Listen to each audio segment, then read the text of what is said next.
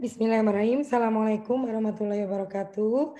Selamat pagi teman-teman semua. Semoga hari ini dalam kondisi yang tetap sehat, tetap semangat, meskipun kita masih pembelajaran melalui video YouTube ini ya. Nah, insya Allah nanti di pertemuan kelima kita akan bertemu melalui Google Meet atau via Zoom gitu ya. Nah, teman-teman sedikit mereview tentang materi minggu lalu. Minggu lalu kita membahas mengenai pentingnya statistika dalam pembangunan, data-data statistika yang disediakan oleh BPS, bagaimana upaya BPS supaya data-data tersebut aksesibel, menarik, kemudian biaya murah dan sebagainya sudah kita pelajari di di minggu yang lalu. Nah, hari ini kita akan belajar mengenai indeks pembangunan manusia atau Human Development Index. Nah, kenapa kok kita dalam mata kuliah IPM ini perlu sekali mempelajari mengenai IPM?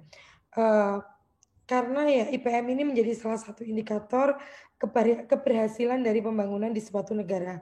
Kalau IPM-nya bagus, maka berarti pembangunannya berhasil. Seperti itu. Nah, seperti apakah mengenai IPM itu bagaimana? Kemudian metode perhitungan IPM itu seperti apa? Indikator yang mempengaruhi skor dari IPM itu apa saja dan bagaimana kita akan bahas hari ini. Oke, kita mulai saja ya sambil Bu Astri share di ini apa PPT-nya. Nah,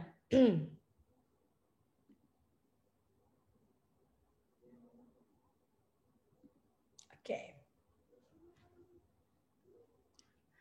Eh, apa itu indeks pembangunan manusia? Nah, ini indeks pembangunan manusia atau IPM itu menjelaskan bagaimana penduduk dapat mengakses. Nah, ada aksesibilitas gitu ya, hasil pembangunan dalam memperoleh pendapatan, kesehatan, pendidikan dan sebagainya. Jadi IPM ini menjelaskan bagaimana masyarakat atau penduduk itu bisa mengakses gitu ya, mengakses dalam hal apa? Hasil pembangunan seperti pendapatan yang layak, kesehatan yang layak, pendidikan yang layak dan sebagainya. Kemudian yang kedua, IPM itu diperkenalkan oleh UNDP atau United Nations Development Program pada tahun 1990. Nah, ini mungkin kita masih balita ya, atau kalau enggak baru lahir teman-teman semua ya. Dan dipublikasikan secara berkala dalam laporan tahunan Human Development Report atau HDR. Jadi memang IPM ini tidak hanya berlaku di Indonesia, tetapi di semua negara di dunia. Sebelumnya mohon maaf kalau kadang suara Bu Asri agak hilang, itu karena ini sedang panas dalam. Itu mohon maaf ya, nanti kalau ada yang hilang nanti Bu Asri ulang lagi. Seperti itu ya. Nah, oke. Nah, ada tiga dimensi yang membentuk indeks pembangunan manusia atau Human Development Index. Itu ada tiga kategorinya gitu ya yang mempengaruhi scoring itu. Yang pertama, umur panjang dan hidup sehat. Kemudian yang kedua, pengetahuan. Nah, pengetahuan ini terkait dengan pendidikan. Kemudian yang ketiga, standar hidup yang layak. Seperti itu. Jadi ini ada tiga dimensi dasarnya. Seperti itu ya. Nah, ini kemudian ini ya kita jelaskan satu-satu mengenai indikator indeks pembangunan Indonesia. Yang pertama adalah angka harapan hidup atau AHH. Nah, ini merupakan rata-rata perkiraan banyak tahun yang dapat ditempuh oleh seseorang selama hidup. Jadi usia harapan hidup ini adalah rata-rata perkiraan banyak tahun yang ditempuh oleh seseorang selama hidup atau usia ya. Kapan orang itu bisa tutup usia itu usia berapa? Nah, itu disebut sebagai angka usia harapan hidup. Nah, dihitung menggunakan pendekatan tak langsung gitu ya. Yang ketiga, dua jenis data yang digunakan dalam perhitungan angka harapan hidup yaitu anak lahir hidup atau ALH dan anak masih hidup atau AMH. Jadi dua jenis data yang digunakan dalam perhitungan AHH atau angka harapan hidup itu ada dua yaitu anak lahir hidup ALH dan yang kedua adalah anak masih hidup atau AMH. Nah, ini yang digunakan untuk menghitung AHH tadi. Kemudian yang keempat yaitu angka tertinggi sebagai batas atas untuk penghitungan indeks dipakai 85 tahun dan terendah adalah 25 tahun. Ini kita mengacu pada UNDP. Jadi angka usia harapan hidup tertinggi sebagai batas atas itu adalah dipakai 85 tahun dan juga terendahnya di 25 tahun. Oke. Paham ya ini ya? Gampang sekali untuk memahami mengenai ini ya angka usia harapan hidup. Nah, yang kedua, tingkat pendidikan. Nah, ini penghitungan indeks pendidikan atau IP mencakup dua indikator, yaitu angka melek huruf atau LIT dan juga rata-rata lama sekolah atau MYS. Ini yang digunakan untuk melihat tingkat pendidikan. Nah, populasi yang digunakan adalah penduduk berumur 15 tahun ke atas. Apakah dia melek huruf atau berapa sih rata-rata penduduk yang berusia 15 tahun itu menempuh sekolahnya, seperti itu. Kemudian yang ketiga, untuk mengukur dimensi pengetahuan penduduk digunakan dua indikator yaitu rata-rata lama sekolah dan juga melek hurufnya tadi bisa membaca ataukah tidak gitu ya seperti itu. Kemudian yang ketiga, proses penghitungan kedua indikator tersebut digabung setelah masing-masing diberikan bobot.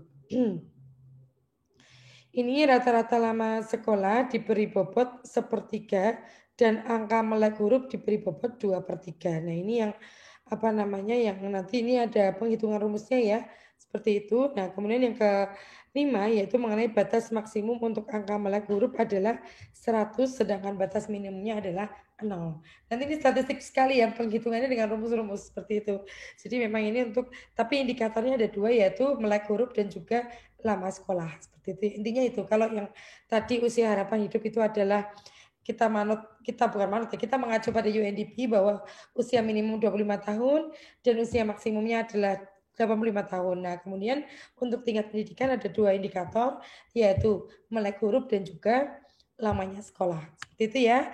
Oke, kita lanjut lagi di slide berikutnya. Nah, yang variabel ketiga yang mempengaruhi pada penghitungan IPM atau Human Development Index-nya HDI itu adalah standar hidup yang layak. Nah, ini dihitung menggunakan indikator yang dikenal dengan real per capita GDP adjusted ya. Nah, ini perhitungan IPM subnasional provinsi atau kabupaten atau kota tidak memakai PDRB atau pendapatan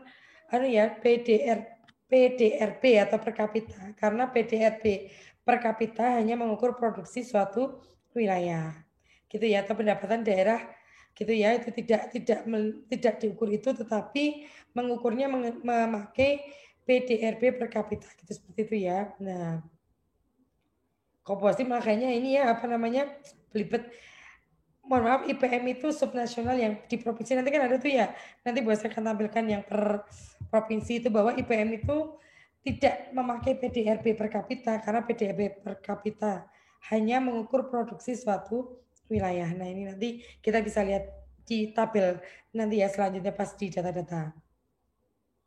Kemudian yang ketiga yaitu dalam cakupan lebih luas, standar hidup layak menggambarkan tingkat kesejahteraan yang dinikmati oleh penduduk sebagai dampak semakin membaiknya ekonomi. Jadi, tadi kalau hidup layak itu artinya apa? Menggambarkan tingkat kesejahteraan yang dinikmati oleh penduduk sebagai dampak semakin membaiknya ekonomi. Nah, ini yang tadi variabel ketiga.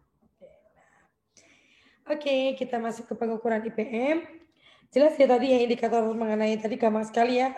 Nanti kalau data-datanya itu semuanya sudah tersedia. Nanti kita bisa melakukan penghitungan IPM-nya berapa. Nah, tapi sebenarnya data penghitungan IPM juga sudah kita bisa download di BPS seperti itu. Nah, ini pengukuran IPM. Ada 3 komposisi indikator yang digunakan untuk mengukur besar indeks pembangunan manusia suatu negara, yaitu tingkat kesehatan, diukur dari tadi usia harapan hidup atau dalam kurun tingkat kematian bayi. Kemudian yang kedua, tingkat pendidikan, diukur dengan angka melek huruf dengan bobot 2/3 dan rata-rata lama sekolah dengan bobot 1/3. Kemudian yang keempat adalah standar kehidupan diukur dengan tingkat pengeluaran per kapita per tahun. Nah ini yang tadi sudah dijelaskan di awal mengenai indikator-indikator atau variabel-variabel yang mempengaruhi penghitungan apa namanya IPM seperti itu. Nah ini rumusnya, IPM itu sepertiga dikalikan indeks X1 yaitu indeks harapan hidup, ditambah indeks X2 atau indeks pendidikan, ditambah indeks X3 atau indeks standar hidup layak. Ini yang merupakan rumus IPM yang digunakan, seperti itu.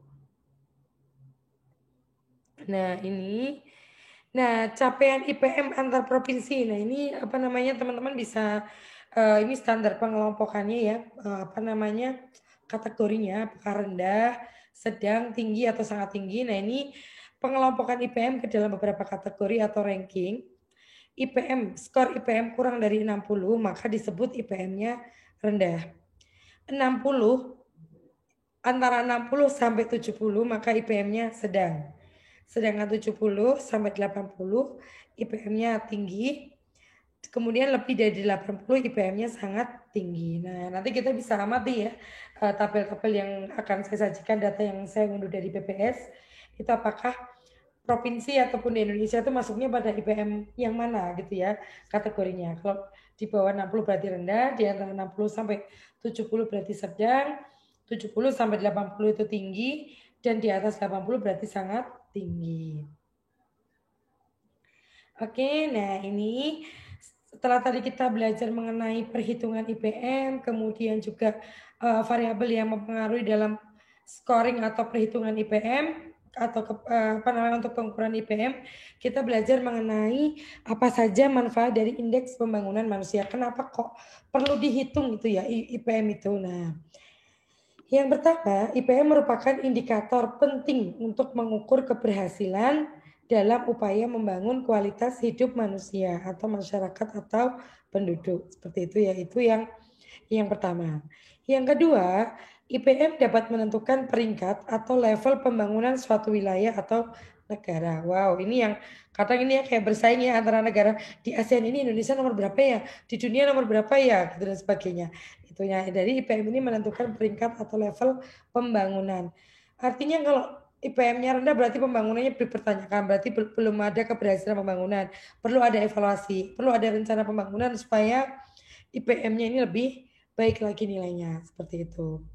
Yang ketiga, bagi Indonesia, IPM merupakan data strategis karena selain sebagai ukuran kinerja pemerintah, nah ini ya kinerja pemerintah, IPM juga digunakan sebagai salah satu alokator penentuan dana alokasi umum. Jadi untuk menentukan seberapa besar sih alokasi penentuan dana umum gitu ya, yang ini ditentukan dari IPM-nya. Oke, kita lanjutkan lagi ya. Nah ini jadi memang perhitungan IPM ini mengalami perubahan gitu ya. Jadi pada tahun 2010 itu mulai mengalami perubahan. Nah ini Ibu Asri ambil dari BPS gitu ya, bahwa BPS telah mensosialisasikan bahwa pada tahun gitu ya, mengapa kok bisa perubahan. Nah ini yang disampaikan oleh BPS mengenai sejarah penghitungan IPM. Pada tahun 1990, UNDP merilis mengenai IPM atau Human Development Report HDR melalui HDR gitu ya. Nah, tahun 2010, UNDP menyempurnakan metode IPM dengan metode yang baru. Nah, ini kita bisa bandingkan tabel sebelah kiri itu adalah tahun 1990. Tabel sebelah kanan itu ada tahun 2010. Nah, ini yang pertama dimensi atau indikator yang pada tahun 1990 yang digunakan adalah apa? Kesehatan. Nah, kesehatan ini sama ya dengan tahun 2010 yaitu angka harapan hidup saat lahir. Ini sama, tidak berubah. Yang kedua mengenai pendidikan. Nah, ini pendidikan kalau dulu itu ada angka melek huruf atau AMH dan juga rata-rata lama sekolah RLS. Nah, kalau sekarang adalah harapan lama sekolah HLS dan juga rata-rata lama sekolah atau RLS. Kemudian yang ketiga, standar hidup. Kalau dulu tahun 1990 itu menggunakan PDB per kapita, tahun 2010 ini menggunakan PNP per kapita. Nah, kemudian yang kedua adalah agregasi indeks rata-rata hitung, rata-rata hitung. Kemudian yang kedua adalah agregasi indeksnya adalah rata-rata ukur atau geometrik. Jadi yang membedakan ini rata-ratanya dari hitung menjadi ukur atau geometrik. Ini yang untuk yang mengenai sejarah penghitungan IPM. Oke, kita lanjut lagi ya. Nah, ini mengapa? Nah, ini kita bisa menganalisis atau tahu kok perlu ada perubahan dari atau namanya penghitungan gitu dari apa yang ukur gitu ya menjadi yang dihitung secara geometrik gitu ya, dari yang rata-rata itu menjadi yang geometrik. Ini kenapa gitu kok ada perubahan? Nah, ini alasannya. Yang pertama adalah beberapa indikator sudah tidak tepat untuk digunakan dalam penghitungan IPM. Angka melek huruf sudah tidak relevan dalam mengukur pendidikan secara utuh karena tidak dapat menggambarkan kualitas pendidikan. Nah, ini ya.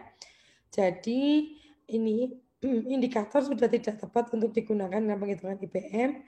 Seperti ini angka melek huruf itu sudah tidak relevan dalam mengukur pendidikan secara utuh karena tidak dapat menggambarkan kualitas pendidikan. Selain itu, karena angka melek huruf di sebagian besar daerah sudah tinggi, sehingga tidak dapat membedakan tingkat pendidikan antar daerah dengan baik. Ini yang merupakan alasan pertama. Kemudian yang kedua, PDB per kapita tidak dapat menggambarkan pendapatan masyarakat pada suatu wilayah. Ya. Kemudian kedua, penggunaan rumus rata-rata aritmatik dalam penghitungan IPM menggambarkan bahwa capaian yang rendah di suatu dimensi dapat ditutupi oleh capaian tinggi dari dimensi lain. Nah, ini ada alasan-alasan kenapa perlu ada pergantian metode ya dari hitung ke geometrik seperti itu. Nah, terus tadi juga ada beberapa indikator dan angka melek huruf sudah tidak bisa digunakan lagi, kemudian menjadi angka yang menjadi yang tadi tingkat harapan mengikuti pendidikan atau berpartisipasi dalam pendidikan seperti itu. Nah, ini apa saja yang berubah indikatornya? Nah, ini angka melek huruf pada metode lama diganti dengan angka harapan lama sekolah. Kemudian yang kedua, produk domestik bruto atau PDB per kapita diganti dengan produk nasional bruto atau PNB per kapita. Jadi tadi di tabel yang sebelumnya ini juga sudah dijelaskan ya, yang ini yang berubah dari PDB produk daerah bruto menjadi produk nasional bruto. Kemudian juga ini angka melek huruf menjadi harapan lama sekolah seperti itu. Nah, ini yang kemudian ini rata-rata hitung menjadi rata-rata ukur geometrik. Ini yang berubah ya di di penghitungan IPM dengan metode baru. Nah, oke, kita lanjut lagi nggih. Nah, metode penghitungan, metode agregasi diubah dari rata-rata aritmatik menjadi rata-rata geometrik. Sebentar ya, ini tak minum dulu. Diubah menjadi dari aritmetik menjadi geometrik. Kemudian yang berikutnya ini kita belajar mengenai apa keunggulan gitu ya, apa keunggulan metode baru dibandingkan dengan metode lama. Nah, ini yang pertama, dengan memasukkan rata-rata lama sekolah dan angka harapan lama sekolah dapat diperoleh gambaran yang lebih relevan dalam pendidikan dan perubahan yang terjadi. Kemudian yang kedua, PNB menggantikan PDB karena lebih menggambarkan pendapatan masyarakat pada suatu wilayah. Nah, ini dengan menggunakan rata-rata geometrik dalam menyusun IPM dapat diartikan bahwa capaian satu dimensi tidak dapat ditutupi oleh capaian dimensi yang lainnya. Artinya, untuk mewujudkan pembangunan manusia yang baik, ketiga dimensi harus memperoleh perhatian yang sama besar karena sama pentingnya. Seperti itu ya. Jadi memang penghitungan itu mempengaruhi analisisnya. Seperti itu ya. Bagaimana capaian satu dimensi itu bisa berpengaruh pada dimensi yang lain dan sebagainya. Oke. Kita lanjutkan lagi ya. Nah, ini tadi ini sudah kita bahas ya, tetapi ini lebih kepada lebih detailnya gitu ya. Misalnya ini metode lama, angka harapan hidup saat lahir ini masih sama ya, HH-nya. Kemudian ini angka melek huruf AMH dan juga rata-rata lama sekolah. Nah, kalau dulu pada metode lama, prinsipnya RLS itu adalah 15 tahun ke atas. Sedangkan sekarang RLS itu adalah 25 tahun ke atas. Itu. Nah, kemudian ini yang tadi kita PDB menjadi PNP gitu ya, Produk Nasional Bruto atau ya PDB dan PNB ya itu ya, jadi kok belibet sekalian ya. Kalau dulu ada 27 komoditas PPP, nah kalau sekarang itu ada 96 komoditas PPP. Nah, rata-rata hitung, nah ini rata-rata ukur atau geometrik. Ini sepertiga I kesehatan plus I pengetahuan plus I pendapatan dikalikan 100. Kalau yang sekarang ini akar pangkat 3 I kesehatan dikalikan I pengetahuan dikalikan pendapatan dikalikan 100. Seperti itu ya. Ini yang menjadi apa penghitungan dari IPM. Nah, oke. Kita lanjutkan lagi ini di keunggulan IPM metode baru ya tadi ya menggunakan indikator yang lebih tepat. Tadi sudah dibahas, ini cuma untuk mengulang lagi ya agar lebih mendalam. Nah, ini menggunakan indikator yang lebih tepat dan dapat membedakan dengan baik atau diskriminatif. Nah, dengan memasukkan rata-rata lama sekolah dan angka harapan lama sekolah bisa didapatkan gambaran yang lebih relevan dalam pendidikan dan perubahan yang terjadi. Nah, ini capaian yang rendah pada salah satu komponen tidak dapat ditutupi oleh komponen lain yang capaiannya lebih tinggi. Makanya ini rata-rata hitung diganti dengan rata-rata ukur atau geometrik. Nah, ini ada beberapa dampak perubahan dari metodologi tadi. Yang pertama adalah level IPM-nya. Nah, kita bisa juga melihat di grafik ini ya. Untuk level IPM, secara umum level IPM metode baru itu lebih rendah. Jadi secara umum lebih rendah dibandingkan dengan IPM metode lama. Seperti itu. Nah, oke, maaf ada Mbak Wi. Ini jadi Bu Astrid itu sekarang kantornya di PLD. Saya menggantikan Pak Arif Moftuin sebagai Kepala Pusat Layanan Difabel. Kalau ingin ketemu saya, insya Allah setiap hari saya ada di PLD pada jam kerja ya. Itu tadi Mbak Wi mau ngomong, saya bilang nanti dulu ini lagi rekaman. Nah, oke, kita lanjut lagi. Jadi dampak perubahan metodologi itu ada di level IPM gitu ya. Jadi secara umum level IPM metode baru itu lebih rendah dibanding dengan IPM metode lama. Kemudian yang kedua, peringkat IPM. Terjadi perubahan peringkat IPM, peringkat tidak bisa dibandingkan karena perbedaan metodologi dan indikator. Nah, ini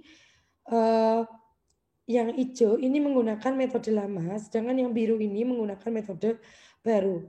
Memang benar secara kasat mata gitu ya, secara kita lihat langsung aja udah kelihatan bahwa yang biru ini berada di bawah yang hijau gitu ya. Dengan apa namanya transisi setiap tahunnya gitu ya, berarti kan dari tahun 2007 ke tahun 2010 bukannya naik tetapi malah menurun. Tetapi ini bukan lagi pengaruh dari apa namanya keberhasilan bangun, tetapi memang karena adanya perhitungan seperti itu ya. Karena dengan metode baru itu maka scoring yang didapat itu lebih rendah. Nah, ini oke, kita bisa melihat dari sini ya. Ini teman-teman bisa amati, silakan amati. Ini ada pergerakan Human Development Index-nya Indonesia itu mulai dari tahun 1990 gitu ya. Itu 0,528 poin. Kemudian meningkat semakin lama semakin meningkat hingga tahun 2018 itu ada 0,707. Itu ya HDI-nya, pergerakan HDI-nya. Jadi memang ini menunjukkan bahwa pembangunan di Indonesia ini semakin lama semakin baik, ditunjukkan dengan nilai HDI-nya yang semakin meningkat.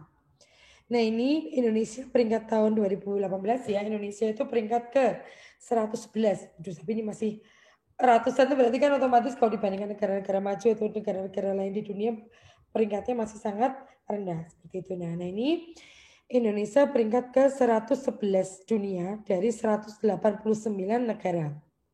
Nah, kalau di ASEAN saja ini Indonesia masih peringkat 6 gitu ya. Indonesia peringkat 6 di antara negara-negara ASEAN. Naik peringkat 5 gitu ya pada dari posisi 116 di tahun 2017. Naik 5 peringkat maksudnya. dari 111 menjadi 116.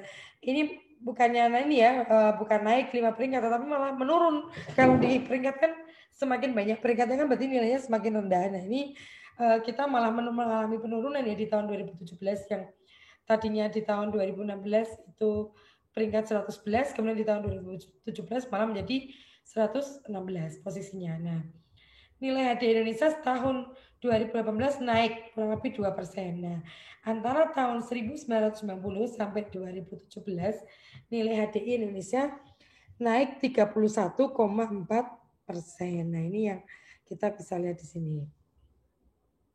Nah, ini untuk GNI per kapita dalam dolar itu ada 10.486 dan juga 11.286. Kemudian rata-rata tahun bersekolah itu ada 8 tahun. Akses pembelajaran dan pengetahuan itu 12,8 tahun. Harapan hidupnya adalah 69,4 tahun dan meningkat menjadi 71,5 tahun. Nah, ini Indonesia tahun 2017 dan 2018. Ini peningkatannya alhamdulillah ya, kalau di sekolah pendidikan tetap tidak terlalu signifikan peningkatannya, tetapi di usia harapan hidup ini cukup signifikan dan juga di GNI per kapita seperti itu ya. Nah, ini dari 2017 ke 2018 itu pendapatan nasional bruto atau GNI per kapita Indonesia naik 4%. Nah, akses pembelajaran dan pengetahuan naik 1%. Nah, kemudian usia harapan hidup lahir anak naik 3%. Nah, tahun 97 sampai 2017 harapan hidup saat lahir naik 6,1 tahun, rata-rata bersekolah naik 4,7 tahun dan akses pembelajaran dan pengetahuan naik 2,7 tahun. Nah, ini teman-teman silakan amati gitu ya. Ini nanti menjadi tugas teman-teman. Di sini ada data gitu ya. Ini ada satu data pertama, data kedua. Nah, data pertama ini adalah berdasarkan per komponen. Ini dari tahun 2010 hingga 2019. Ini komponen IPM-nya. Silakan teman-teman menganalisis gitu ya bagaimana peningkatan IPM-nya. Nah, teman-teman bisa menganalisis peningkatan skor IPM itu disebabkan karena apa? Kalau tidak meningkat itu karena apa? Nah, di sini ada IPM-nya ya, komponennya. Kemudian yang kedua ini adalah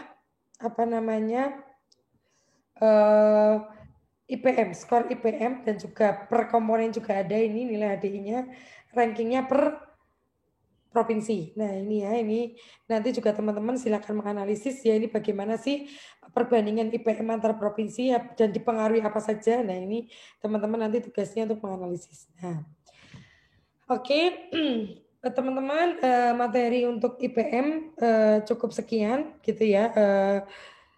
Dan teman-teman nanti silakan lanjutkan untuk mencoba menganalisis tadi ada dua data. Yang pertama ada data IPM per komponen. Teman-teman silakan analisis. Di sana ada indeks kesehatan yang ada, usia harapan hidup, kemudian pendidikan dan juga kehidupan yang layak. Itu teman-teman silakan analisis dari tahun 2010 hingga tahun 2019. Kemudian yang kedua ada nilai HDI dan juga ranking di seluruh provinsi di Indonesia. Itu juga teman-teman silakan analisis skornya bagaimana, yang mempengaruhi skornya apa dan bagaimana. Kalau terjadi peningkatan seperti apa, kok di Jakarta itu misalnya ya, di Jakarta itu IPM-nya paling tinggi dibandingkan di Papua. Itu apa penyebabnya? Silakan teman-teman analisis. Saya berikan waktu 2 hari ya untuk mengerjakan tugas ini. Dikumpulkan paling lambat besok jam 12 dan diupload di e-learning. Seperti biasa, absen, silakan teman-teman tuliskan nama dan NIM di kolom komentar di YouTube ini. Terima kasih, salam sehat. Assalamualaikum warahmatullahi wabarakatuh.